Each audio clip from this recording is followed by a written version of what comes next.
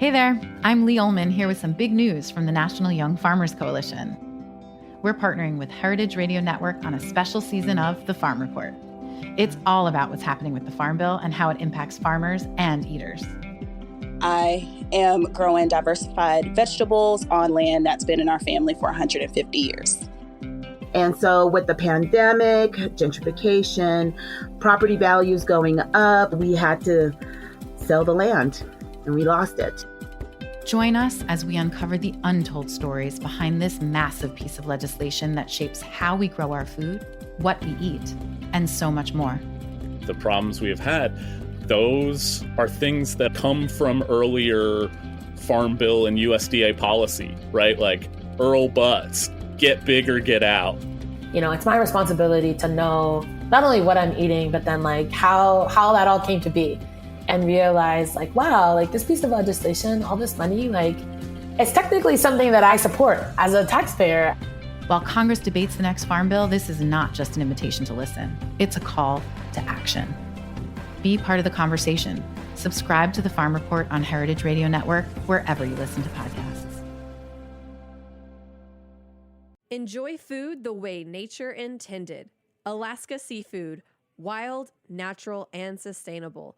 For more information, visit wildalaskaseafood.com.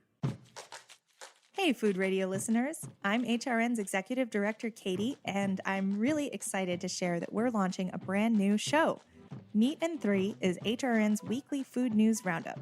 Tune in for a deep dive and 3 tasty shorts every Friday evening. It's 15 minutes, so you can listen while you wait for your pizza. This week, the fight for universal free lunch in New York City public schools isn't over yet. I'm overburdened. I'm overworked.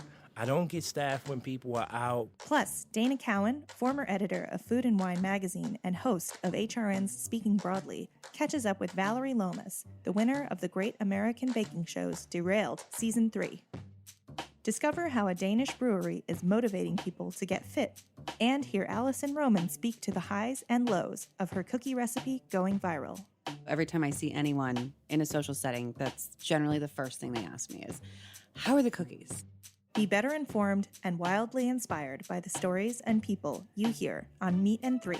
Find us on iTunes, Spotify, Stitcher, or wherever you get your podcasts.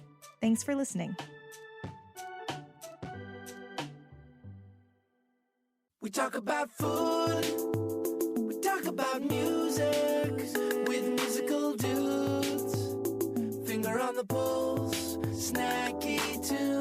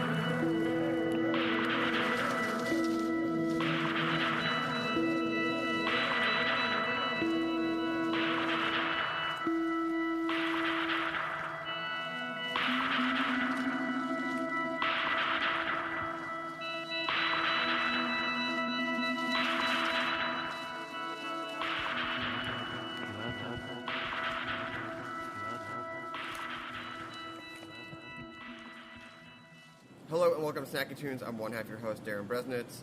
We are in beautiful St. Paul. It is cold, and we are sitting with Yia Vang, chef and co-owner of Union Kitchen Pop-Up. Welcome to Snacky Tunes. Hey, thanks, Darren, for having me. Technically, it's warm here. Technically, it is warm because anything over 40 is warm right now. And I can see the sun trying to peek out behind the clouds. Yeah. But I'm glad I talked to people in advance because I definitely was not going to bring winter boots or my winter coat. So for people who are not familiar with Union Kitchen, let's just set the stage a little bit. Yeah. What is it? Yeah, Union Kitchen is a pop-up restaurant. We started in 2016. We started wanting just to cook good food for people, but eventually people kept asking, what kind of food do you guys do? And eventually we just realized that, man, the food that we really love doing is Hmong food, and that, that's our ethnic background. We're Hmong, and so we just really stick to that and try to really maintain close to that.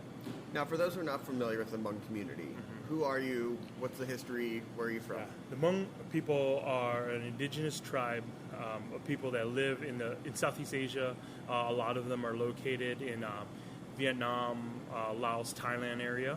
But after the Vietnam War in 1975, the first wave of Hmong people immigrated to the U.S. And actually in 75 were the first Hmong immigrants here into the Twin Cities. Now, you were born in Thailand? Yeah, I was born in Thailand in a refugee camp called Ba Vinai, or sometimes just called Vinai, in 84, and then we moved here in 88. And what was that like? I mean, do you have any memories from that time? It's kind of one of those, like, really weird, like, you have memories, but you're not sure if it's a dream or if it was, like, really happened. So I just remember just being a little kid running around this village, living with my cousins and my uncles and with my grandma, and so a little bit. Like my first experience was of being on a plane was really weird. I remember as a kid, they told us to go through these big long tunnels, and you sat on these metal chairs, made a lot of noise, and I fell asleep, and I woke up, and they told us we were in America, and I just thought that to get to America, you just got to walk through tunnels to get to America, not knowing that I was actually on a plane. So. Well, if Elon Musk has anything to do with it, we're not that far away. So in the refugee camp, coming to America, what was the importance of food in your family? Yeah, so like I've told many people, in our culture, the Hmong people don't have a country or a flag or even an anthem of our own, and the only thing that we did really have that we kept close to, especially for indigenous people that are always moving, was your food. So every generation cooked a certain way, and they passed it on to the next generation, which passed it on to the next generation. So I grew up eating Hmong food, which is, to me, when I was younger, all I wanted was ham and cheese sandwiches and Lunchables. That's all I really wanted, and I just wanted to be a normal kid growing up here in America. But looking back on it now, it's just like, this is the food of our people. This is the food that tells the story of our people, and I love it. Now, the cooking is not just done by the men or the women, but the roles are split, right? Yeah, the cooking has some split roles, like especially if you, like, for big parties, the men would handle the proteins, the women would handle a lot of the side dishes. Your everyday cooking, like in the household, it switches back and forth, depending, I think they're more quote-unquote traditional cooking roles when we first came to America, but now it's because of, like, mom and dad both having to work. It differs, but for a lot of parties and festivals, a lot of the men handle the protein, and the women, they'll handle, like, the side dishes. Now, there's also a lot of ants, right? Because when I was reading up when you're talking about you, there seems to be like an abundance of ants that were always around to cook or scold or feed or help. Yep. So, the Hmong people really believes in the philosophy of it takes a village to raise a kid. So, like, growing up, it's not like you had one mom or dad. It's like you kind of had, like, 10 mom or dads. Like, at any time, you can be disciplined by any of your aunts and uncle, Oh, man. So it was just like, it wasn't like, oh, like, you can't do anything because you're just my aunt. It's like, no, she has the authority of your mom. She has authority. Yeah. And in fact, if you disobey your aunt, and then your mom hears about it. Yep, it was worse. It was worse. Yeah, so, but there's a lot of aunties who, and like when the women get together and it's almost this kind of fluid, like they get together and it's like they don't tell like, oh, can you do this or can you do this? It was like they automatically just know what to do, and then just kind of like, then they start talking, the gossiping starts to happen, and it's like whose daughter got married to whose son, and what happened with what. And, it's like I always tell people, it's like, have you ever seen My Big Fat Greek Wedding? That movie? It's like the Asian version of that. Yeah. Gotcha. Now, you touched on it a little bit about, wanting the ham sandwich and things like that, but what was it like, there's that pull of being first generation, but, I mean, you're sort of first generation even though you were born in Thailand, of this, like, pull to be white American versus sticking to your culture. How big was that pull for you? Yeah, when we were growing up, all you want, like, as any kid growing up, you just want to be normal, right? Like, kid growing up itself, like, white, black, blue, green, doesn't matter. Like, you just want to be a normal kid. And that's what any kid wants.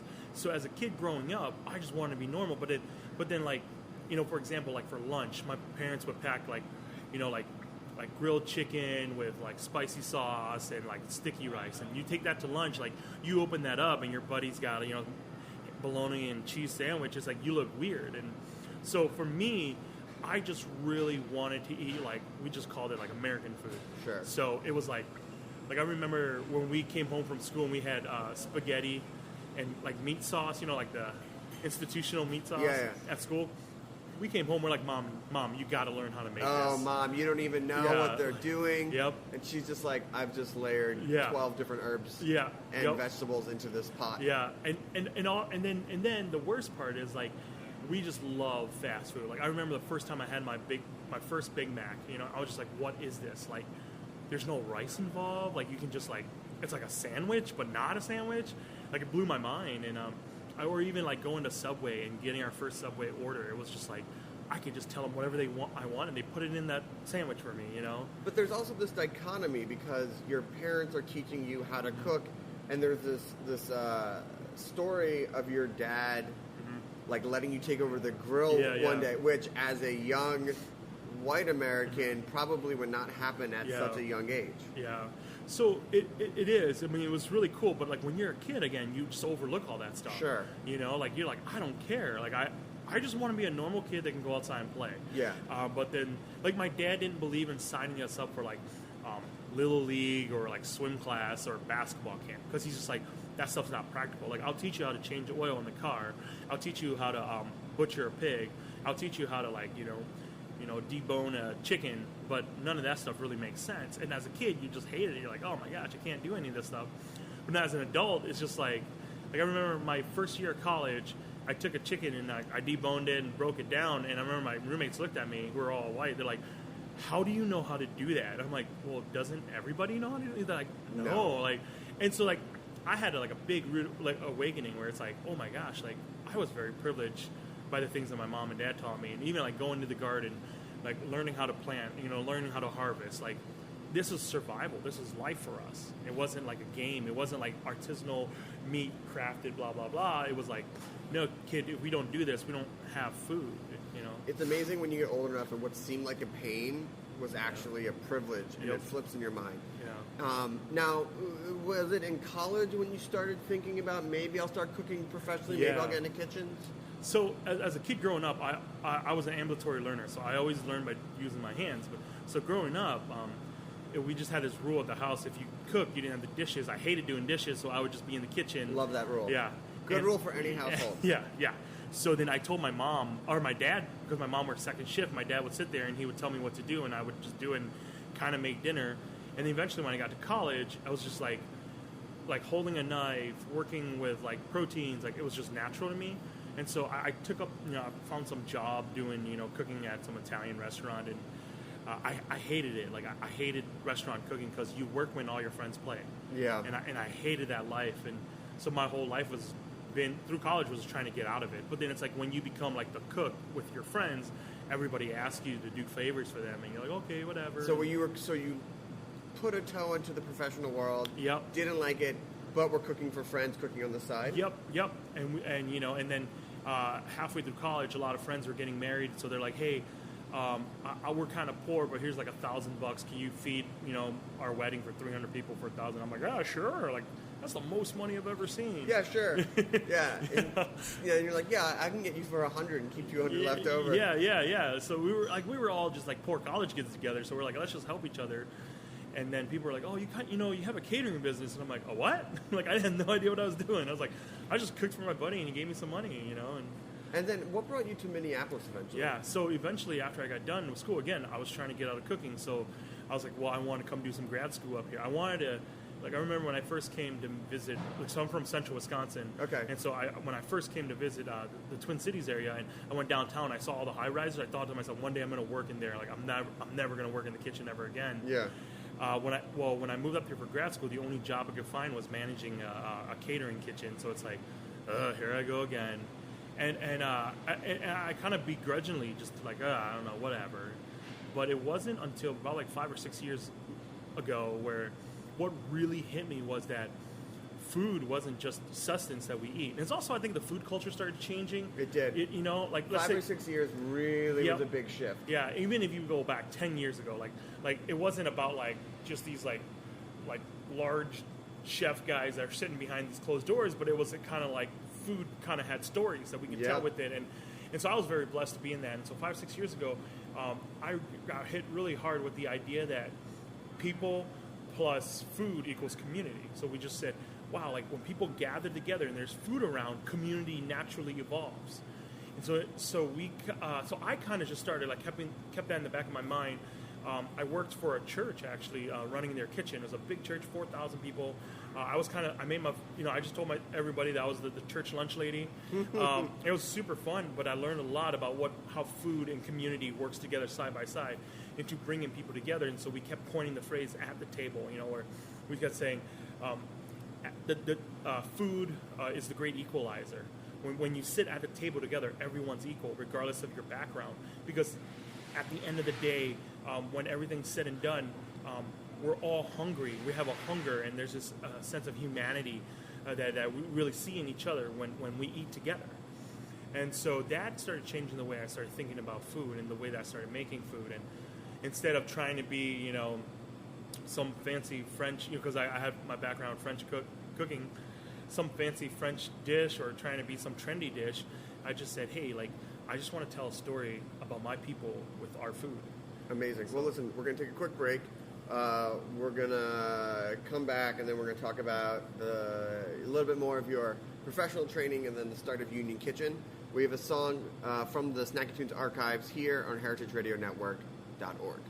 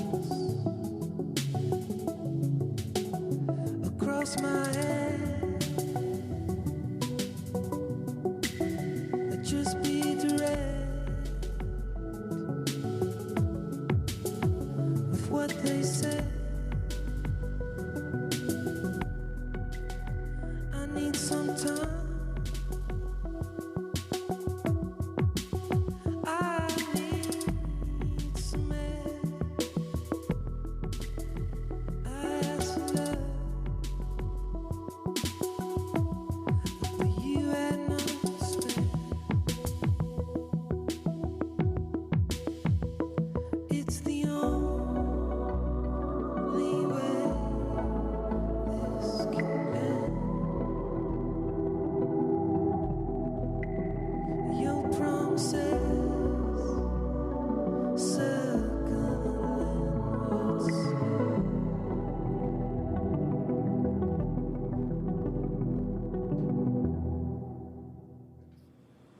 and welcome back to Snacky Tunes. We are sitting with Yi Vang, chef and co-owner of Union Kitchen in St. Paul, Minnesota. Now, I know what brought you to Minneapolis. Sorry, I'm going to start over. Hello and welcome to Snacky... Hello and welcome back to Snacky Tunes. Hello and welcome back to Snacky Tunes. We're sitting here with Yi Vang, chef and co-owner of Union Kitchen. So you come back to Minneapolis, you're cooking for this church kitchen, and you're sort of seeing food through this community, but there's also a giant Hmong community here in Minneapolis and St. Paul. Yeah, so here in the Twin Cities area, it has the largest, sorry, not the largest, but the most dense Hmong population. So in the Metroplex here, we have about 68,000 Hmong. And is that the world? I want to say in the world, yes. And so what brought everyone here to the city? So it's kind of a funny story because the climate and temperature here is completely opposite of like this Southeast Asia. Asia. This does not remind me of Southeast Asia at all, yeah. Yeah, on those balmy, December mornings, we think of Southeast Asia. Well, here in the Twin Cities has one of the largest, I think it's Methodist or Lutheran, I think Methodist and Lutheran like nonprofit immigration group. So when after the war, after the Vietnam War in 1975, they were the ones who were the first to take on Hmong immigrants and refugees, and the churches, a lot of the Lutheran and Methodist churches sponsored them. The families sponsored them. So as the Hmong immigrants came over, what we did was we lived with a lot of Lutheran and Methodist church members out here, and so as that started flowing, more and more, and then as more Hmong families are financially stable enough to sponsor some of their, relatives, then more started coming over. And so this area, Wisconsin's got some big Hmong population. Yeah. So after cooking in the church, what brought you back in professional kitchens? What made you want to go back into them? So running this church program was incredible. I learned a lot about food, learned a lot about community, and then I kind of just hit this wall where it's just like, I think if I would have just kept up doing what I was doing there, it was great. But I just really wanted to get back into the restaurant world. And so there were a few new restaurants that were opening, help with some of that. And then eventually ended up working at some of the good fine dine places here. And while I was doing that, it was good, but I was still kind of trying to figure out my voice in all this. Mm-hmm. And then it came this aha moment where, I was working myself pretty hard. Health-wise, I wasn't doing well. And so so I had to figure out a different way of doing this, but still, I still wanted to tell my story. I still wanted to be able to cook Hmong food, and so a friend of mine, Eddie Wu, owns a restaurant called Cook St. Paul, and he just started doing pop-ups. He started having young guys come in and do pop-ups and talk to him, and he's like, yeah, if you want, we'll set up a Friday night and let's do it. And how familiar were people? And what years were they with Hmong food outside the Hmong community? Yeah, so Hmong food is really kind of, so some of the first Hmong restaurant entrepreneurs who came here, they put their food under the Thai emblem. So a lot of Hmong-owned restaurants have the word Thai in it, or it's known as a Thai restaurant. Sure. So what the Hmong people did was they cooked Thai food and even Chinese food because it was the most marketable way of doing food here. But was it still Hmong food? No. It was like their take on Chinese and yep, or some places straight up just did pho shops, which is Vietnamese, and they did kind of their take on it. But when people come in and it was good, and people weren't asking, so is this a Hmong person that's making this, or is this a Vietnamese person?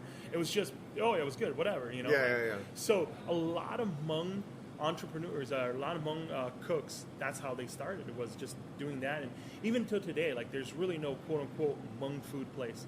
A lot of it does Thai, they do Laotian, little Vietnamese, little Chinese too, and then the closest we have here is we have a couple Hmong markets that are kind of big markets where they do Hmong food in it, but even then it still has a lot of influence from different cultures, and I'm pretty open about that. I'm saying that Hmong food is kind of like a mashing of different Southeast Asian cultures because of how our people have been influenced by them. So, in that sentiment, that sort of brings up the whole idea of authenticity. And in starting Union Kitchen, did you want to open an authentic Hmong restaurant, or is there levels of authenticity of people who are from your parents or grandparents' generation who goes, this is an authentic, and you go, I know it's not, but we have to update it. Like what's your thought on that? So what we tell people from Union Kitchen standpoint, we say that Hmong food isn't a type of food, it's a philosophy of food. So that means we have the freedom. We have the freedom to do what we want. The word Hmong is actually translated to meaning free. So our people is known as a free people, where we're not confined to a certain land or to a certain type of rules or certain type of tradition. And that's what I love about being Hmong, is that we're free. So when I look at the word traditional, I look at it with an open and a closed hand kind of model. Like closed as in, like, there's these deep, rich cultural traditions that we won't let go of who we are, that makes us who we are.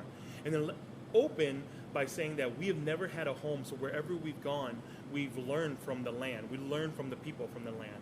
So it would make complete sense that, 50, 60 years ago, my grandparents and my parents were living in Laos, and they're learning from the Laotians, and they're eating from the foods of Laos and Thailand, right?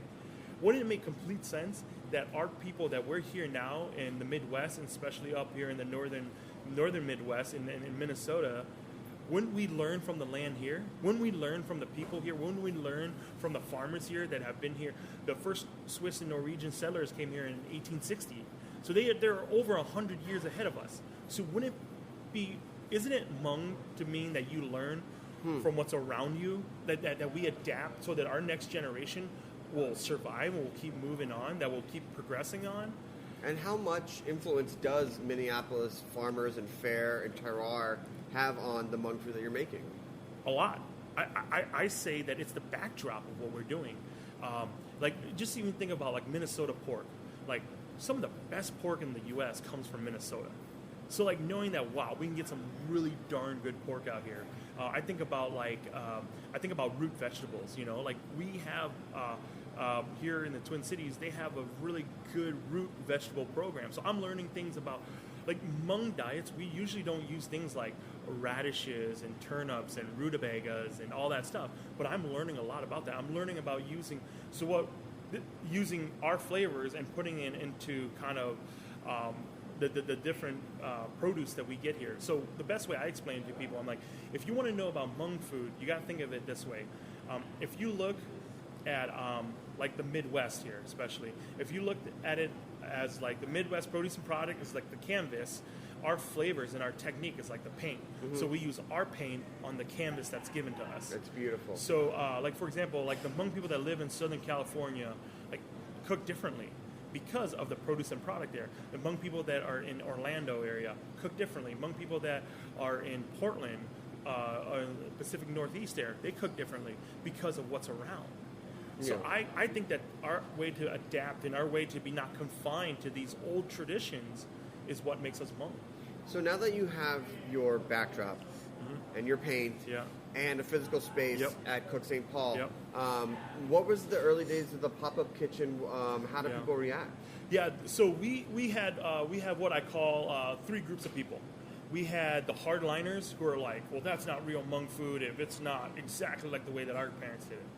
I get it, but we're not growing green papaya out here. Like, let's just call it what it is. You know, we don't got mangoes and mango trees. Okay, and then we have them, and then we have the guys who are just like, oh, whatever, like, I'll eat whatever, no big deal.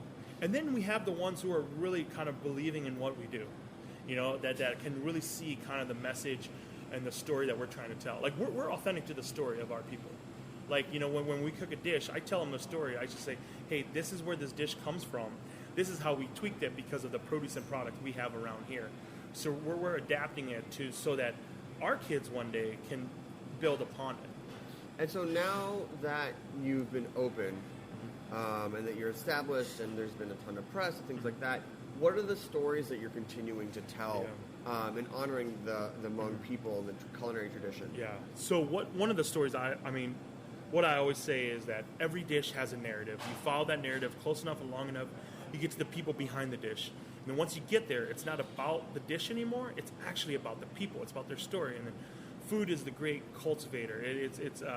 food is a catalyst into cultivating friendships, and relationships. And so that is the core of being Hmong, I believe, that using food as a way of connecting people together, because it was this idea that we didn't have much, but together we can have more. So I think that one part is the story that we keep trying to tell of our people, that as a united group, our people, we're stronger that way, and then it's through our food that we connect with each other. So so I think that's one way. Since we've been open, since we've been able to engage in conversations where I have many people that are like, you know what, like many white friends who said, hey, I grew up with like a Hmong kid and I knew him, but I never knew the story of your people. And so, I mean, even when some of the media press is coming through, I've had friends who I've known for 10, 15 years through college who said, I never knew this about your people. I never knew that you guys are, your people group was kind of like refugees from a war. Like, I never knew that. And, part of me was like, yeah, it's like when we were younger, like, I don't think you wanted to know that. Yeah. I was just one of your Asian friends, or I was just your friend, right? But once you start knowing that story, I think a lot of my friends were like, Dad, I never knew that your dad fought in this war. I never knew that he, worked for the CIA as a secret government, paramilitary troops, Really? So, yeah. So that's a lot of the Hmong people were hired on. The CIA and the Green Berets, Special Forces, came in and trained them to rescue down American air pilots who would bomb the Ho Chi Minh Trail in Laos. So the Hmong people became kind of a proxy army for the U.S. government, and then it was called the Forgotten War. And there was a handshake deal that was made by the Hmong leaders and the U.S. government saying, win or lose, you get free citizenship.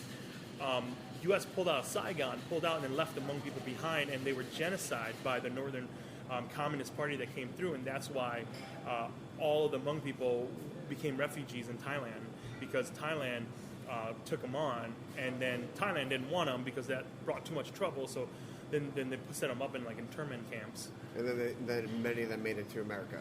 Some did, because like a lot of them did, but then it was kind of like still like our people got left behind, and so there was this great trek of Hmong immigrants or Hmong refugees going to Laos to Thailand. And when you get from Laos to Thailand, there's this big river called the Mekong River, which a lot of families were split up and a lot of people died trying to cross it. And but your family and your tradition were able to hold on to those traditions even through all of this, which is an amazing thing to be able to, when you eat your food, be like, this is not just a dish on a plate. Like, this really tells a history. Like, we held on to this.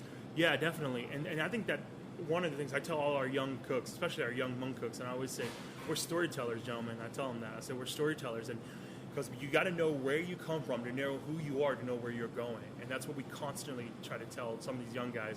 Because I think a lot of these young guys who are born here in America, a lot of the young Hmong guys who are born in America, they feel they're third culture kids. They don't have an identity. Like, where am I? Like, I'm not from this land. I don't look like these people. I dress like them. I speak like them. I have same traditions as them, but I'm not them. And so there's this identity crisis, and we really want to bring people together, especially young Hmong people, especially together by saying, hey, like, here are the foods of our fathers and their fathers, and let's talk about that. Let's find that commonality in that.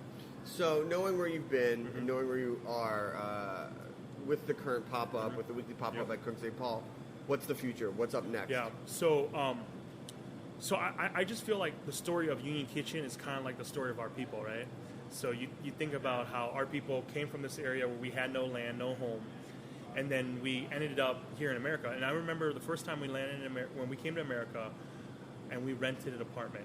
And my dad would explain to me what rent was. It's like every month you pay this amount of money and they let you live here. And then eventually we bought a house. And I remember the first time we bought a house, my dad looked at me and said, son, this is ours. Like, you know what that means? Do you mean that every month when we give this money to this bank, a piece of this house, a piece of this acreage is ours? Like, it was the first time in our history that we owned something, that the government couldn't come in and take it from you. We owned it. And he was just like, we can build whatever we want in here. And I remember in high school, like, it didn't really sink in until later in life, where I'm like, oh man, that's huge for us to own our own spot. So as I think about that, I think of kind of like the history of Union Kitchen. Like, it started out in the backyards of friends' houses, You know, we were kind of like just mosh podge. And then some of our friends came over and said, hey, you know, we have a spot. You can use our spot. And so we kind of rented from them. And then eventually one day, we're still working on it, but one day we would love to get a brick and mortar, like to say that this is our own. Like this isn't a Thai restaurant. This isn't a Vietnamese restaurant. This isn't a Laotian restaurant. Like, no diss on all those guys. No, you know? of course not. But this is a Hmong restaurant, and we do Hmong food here, and we're inspired by young Hmong artists who come through, and we're inspired by the stories of our fathers and our grandfathers, and the stories of my mother and my aunts and my grandma. Like, those are the things that inspire the way that we make our food here. But we're going to do it through the canvas of, we call the Northern Midwest canvas, where we're able to connect with, you know, like the white farmer who probably, you know, doesn't know much about our people, but we can still connect with them and say, hey, I want to use your produce, I want to use your product, like I want to connect with you this way, you know. And so so that's the future that we're wanting to build upon. Well, awesome. Well, thank you so much for sitting down with us. Where can people find more information on Union Kitchen? Yeah, you can just go online, unionkitchenmn, as in like Minnesota.com. We have our Facebook page also, and then our Instagram, Union Kitchen MN. So so just go online and you can read more about stuff on us. And you know, we just had a documentary video come out on us. So you can watch that and get better insight and all that. Awesome. Well, thank you so much. Appreciate it. Thanks, Darren. Yep, we have a song from the archives and then a live performance here on Snacky Tunes on heritageradionetwork.org.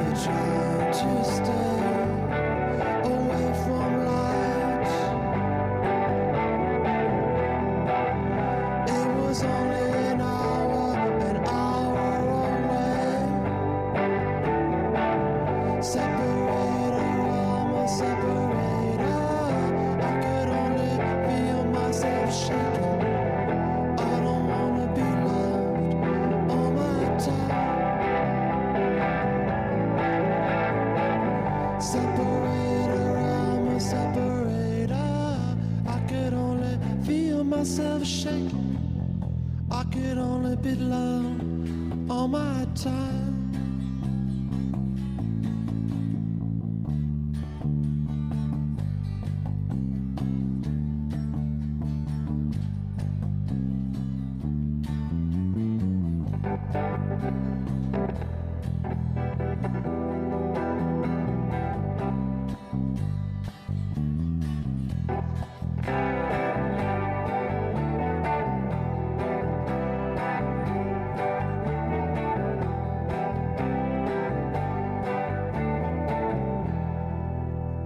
Jameson Fink with another Snacky Tunes 5 about wine. And the weather here in Brooklyn has been, for someone like me who craves air conditioning and hates heat and humidity, dreadful. 90 degrees, swampy, and it's like 85 and the same. So I'm a little miserable, and you'd think I would be dreaming of cool, crisp wines. But actually I'm thinking about volcanic wines, which seems kind of like the opposite of what I would want. I don't want to think of erupting lava melting everything in its path. I want cool breezes. I want oceans. I want lakes. I want everything to cool me off. But actually, volcanic wines are really cool. Let me tell you a little bit about them. It's like saying, hey, I like wines from Napa. I like Sauvignon Blanc. I like whatever, wines from whatever region, country, grape you'd like. It just sounds cool to say volcanic wines. Like, I'm into volcanic wines. I don't know what you're into, but I like volcanoes. But really, volcanic wines are not about really erupting volcanoes, although that can certainly happen in places like Mount Etna and active volcanoes.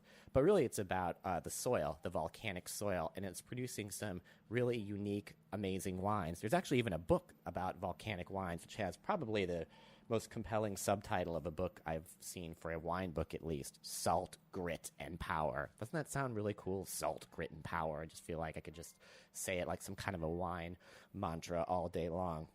I'll highlight a couple of ones to check out if you're interested. One would be from the island of Santorini in Greece. There's a grape produced there that's an indigenous grape called Assyrtiko, and it makes for a uniquely delicious white wine. It's very crisp and refreshing, but it has some weight to it. It's not like light and breezy, and it can actually age really well too. And just imagine being on the island of Santorini. You're looking out at the caldera. It's like blue, like you've never seen blue before, contrasting with all the white buildings. You've got like an incredible salad, like a Greek salad with like feta made there, and the best tomatoes you've ever eaten in your life. You pour yourself a nice big glass of Assyrtiko. You are in heaven. Another place to check out is the Canary Islands. It's actually a place I haven't been, but if you just Google Canary Islands vineyards, these landscapes are, I guess, I'd say otherworldly, but they are of this world and they are real. The grapes are grown in this, like, I'm looking at it right now, on this like stark black volcanic soil, and the vines just kind of peek out of the ground a little and are low to the ground, and they're kind of in these like cool like volcanic soil pits, or they have these half moon handmade stone walls to kind of protect them from the elements, which is kind of like in Santorini too. The vines grow really low to the ground. They actually weave them. That's another thing to Google, would be like Vineyard Santorini. The vines are woven into like a basket to protect the grapes on the inside from the wind, because the wind there is pretty brutal.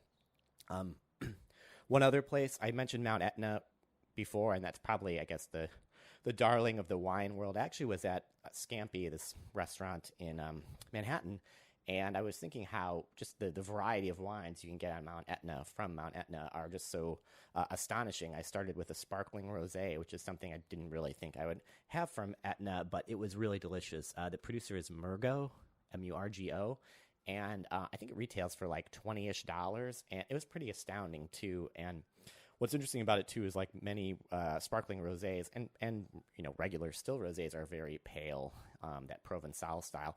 And this is a sparkling rosé with a little bit of meat on the bone. It's darker, it's a little richer. It's still very refreshing, but it's great with like richer seafood dishes. I think I had mackerel with it, and it was really perfect. Really one of the better pairings I've had in a while. You could also explore the whites, which are made from a grape called Caricante. I'm sort of loath to compare it to anything else. I think it's very unique, but Eric Asimov in the New York Times talked about these wines as having a kind of a salinity or saltiness to them, but not like, like putting salt in water or something like that, but a pleasing salinity. Sounds better, I guess, than saltiness. So you can check that out. And then finally, the reds, made from Nerello Mascalese, and that's what the rosés are usually made from too, is dynamite. I think if you like, I'm going to compare it. If you like Burgundy or Barolo, any Nebbiolo-based wine, I think you'll find it really a fascinating and delicious wine, and they're really cool. So you can also check out some of these wines on my blog, JamesonFink.com, and go out there and explore the world of volcanic wines. Think about what it takes to swim a coastline longer than the entire eastern seaboard and leap tall waterfalls in a single bound. What does it take to survive 200 feet deep in icy saltwater? What would you be made of? Wild Alaska seafood is made of tight muscle mass, long-chain omega-3s, and incredible micronutrients. It matters where your food comes from. Experience the flavor of the fittest in every bite and enjoy food the way nature intended. Alaska Seafood, wild, natural, and sustainable. Ask for Alaska on the menu, grocery store, or smart device. For more information, visit wildalaskaseafood.com. Hello and welcome to Snacky Tunes. I'm one half your host, Darren Bresnitz. We are sitting in the legendary Dangerbird Studios in Silver Lake with Arthur King. Hey guys. Hello. Hello, hello, hello, hello. Super excited to be recording a band in Los Angeles. This is not an everyday feat for us, but hopefully it'll be an everyday occurrence. Every day. You're going to be here every day? Every day. Okay, you write the book. Every day with the book. So why don't you guys introduce yourself? Peter. I'm Aaron. And Shlu on the visuals. Shlu's on the visuals. Can you see him? Which is obviously the most important part of any radio podcast. So for those who are not familiar with Arthur King, who are you guys?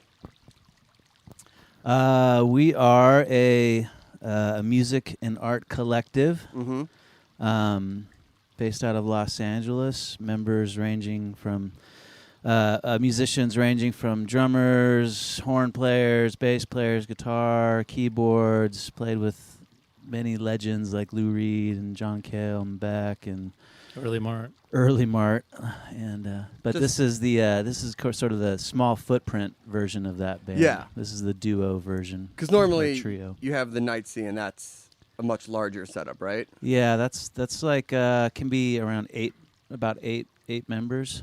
Now you guys are improv all the time only. Total improv. Total improv. Yeah. What made you get involved with improv? What's the inspiration behind being an improv group? I mean, we all, or at least like the two of us, and most of us came from non-improv. You know, the standard, traditional, premeditated, rehearsed, all that stuff, and it was just kind of. A page, at least in my life, where it was like, oh man, I want to get back to getting in a room with some people and just make some noise. And there's no money, there's no songs, there's nothing involved. Just like, let's just have some fun. And so that's kind of how it started. A little purer. For sure. Right? Just do it. So when you set out to be a completely improvisational band, I don't want to say boundaries because that's not the right word, but like what's the parameters that you have? Because obviously you're playing a specific type of music. Like it's not one improv versus another, but it's just like there is a vibe to all of your recordings and everything you've done. Yeah, so I mean, with total improv, I think the parameters are the people. You know, the people involved are going to make it what it is. But for us, also the environment is a total factor. And we've gone out to the middle of nowhere, and made music and done it out on a boat and done it in an art gallery and in a studio. And each time it's kind of like, it really does affect what's happening more than just, this, what you're hearing. It's like what you're seeing. We have a heavy visual component, but also just like who else is there, even if they're not making music, or what else is there. Everything is a part of it. It's sort of in a way you're capturing the terroir to a T of that moment. Yeah. And putting it into the music. For sure. So when you're out in these areas, are you pulling sounds from the areas? I mean, we're hearing a little bit in the background right now. And obviously a desert versus a forest versus a cafe. How are you working with the sounds around you? Yeah, so the sounds, I mean, for this project in particular, so when we're talking about the Night Sea or Arthur King and the Night Sea, there's different band members and different applications and stuff and different approaches really to making music. But this one in particular does have to do with going out to an environment and using field recordings, audio and visual field recordings kind of during the day, just capturing sounds. And then when night falls, we'll find a spot to project and we'll basically, load visuals into a video sampler, load audio into audio samplers, and kind of like it's almost like weaving a dream out of a narrative experience that you have in normal daytime, whatever, linear consciousness. We're kind of taking that apart, and you can grab sounds and images and they become different things together. And so field recording is a big part of this. And so obviously you can't control or always know what you're going to capture, but you're picking the spot. So is that the intent? Like, is that where you're leading, that we are going to a specific area, we're going to go to a specific environment because we're trying to capture what we think is going to be there? Right. Yeah, for sure. That's going to be a parameter is where we are. And then, the idea is that whatever we find, that's it. And it's the same with improv. I mean, the whole, the improv philosophy kind of just spills over into everything, because wherever we go, whatever we find with the microphone or whatever happens, it's like, there we are, and that's what we have to work with. So, Awesome. Well, let's hear a 5-minute jam. Okay. How do you? I mean, song, jam. What? I want to make sure I'm getting it right. Movement. Maybe. Yeah. Ooh, actually, no. Let's go with that. Let's hear a movement. And you're gonna rip, right? Yeah. Okay. Here we go. Arthur King, live on Snacky Tunes here at Dangerbird Studio in LA.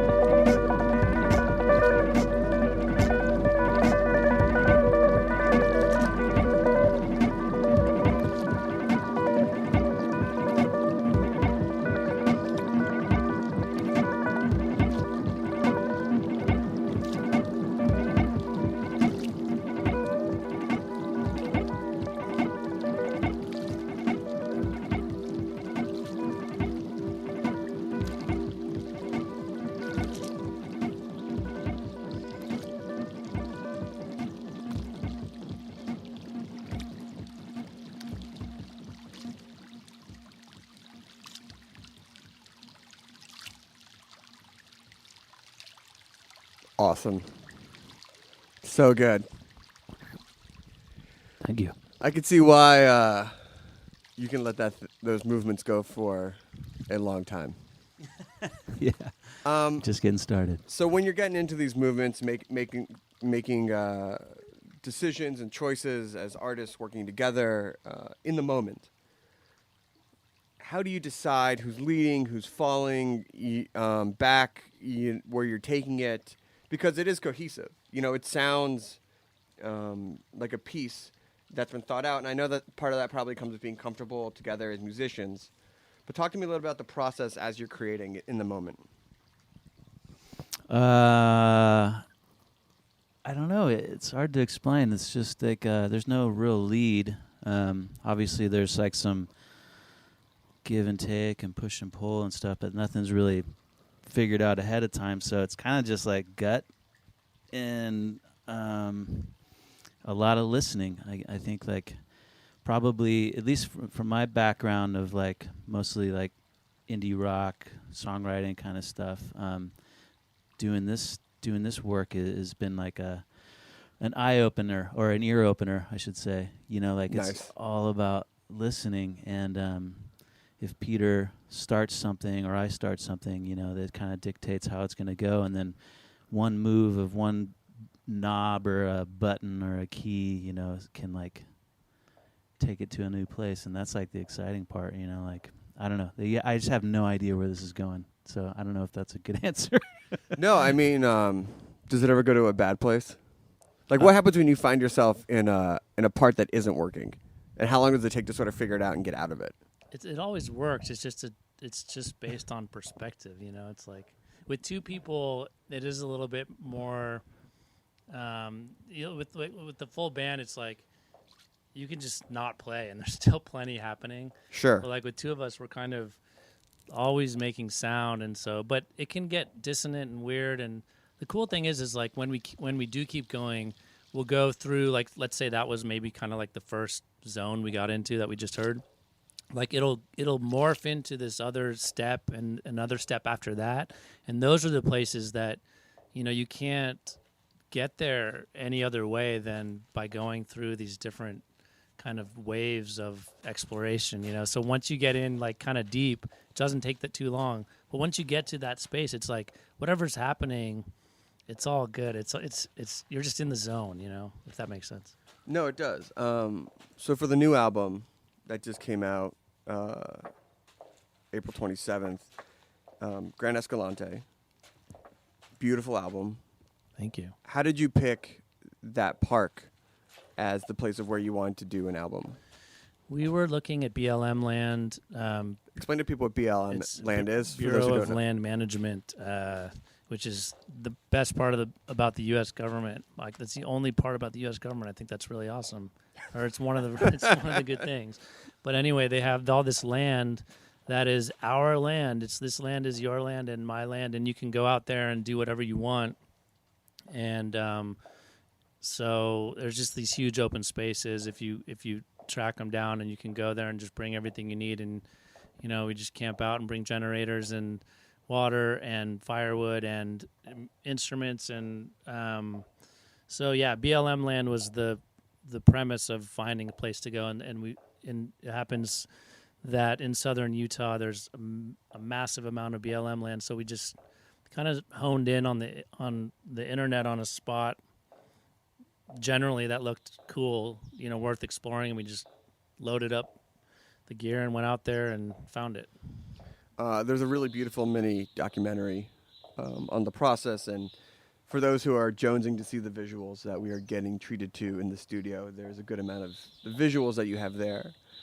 But what was the plan when you went out, besides just having BLM? Like, was there a certain sound you were looking for in this area? How did you record, and what was it leading up to for the final performance? It's funny, we kind of, because we've been out to the desert before and made music and projected on the rocks and stuff, and we were kind of going to do a similar thing, but we stumbled upon the process really of the field recording. Mm-hmm. We had already kind of incorporated field recordings, but anyway, like we stumbled upon this methodology of grabbing the stuff in the day and doing it at night. It just happened. It wasn't even what we were thinking about necessarily going out there. We were just going to go out there and kind of do our thing, improvising and projecting on the rocks and stuff. But capturing the footage really informed the whole process. And so that's what's special about this project. Changing landscapes is like, what we talked about before, like the field recordings aspect of it. But interestingly enough, this last trip, we didn't know what we were doing until we did it, which is fun. Beautiful. Yeah. So I know that you don't play songs off Changing Landscape, Grand Escalante, in the sense of that, here's a song on the album, here we're going to play, but next track, can we hear something inspired from that trip? All this stuff, all the samples you're hearing were recorded out there in Utah.